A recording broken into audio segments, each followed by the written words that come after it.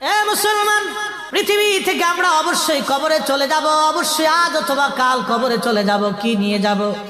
আল্লাহ বলেন, ইয়া আইয়ুহাল্লাযীনা আমানু আমিনু বিল্লাহি ওয়া রাসূলি, ঈমানদার ঈমান আনো বিল্লাহি আল্লাহর উপরে, ওয়া রাসূলিহি নবীর উপরে, আমার হাবিবের উপরে ঈমান আনো, ঈমান আনো।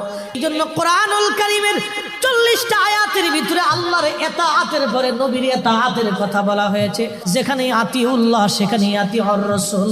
আল্লাহ কিন্তু নিজের কথা একবারও বলেন নাই, কিন্তু আল্লাহ আমার রাসূলের কথা একবার বলে দিয়ে আল্লাহ সমাধান দিয়েছে। আমি আল্লাহর পরে নবীর ইতাআত, আমি আল্লাহর গোলামি যেখানে, নবীর গোলামি সেখানে। কিন্তু আল্লাহ এটাও জানাই দিয়েছেন, মাইয়ুতি আর রাসূলা ফাকাদ আতা আল্লাহ। আমার নবীর গোলামি হয়ে গেলে আমি আল্লাহর গোলামি আদায় হয়ে যায়।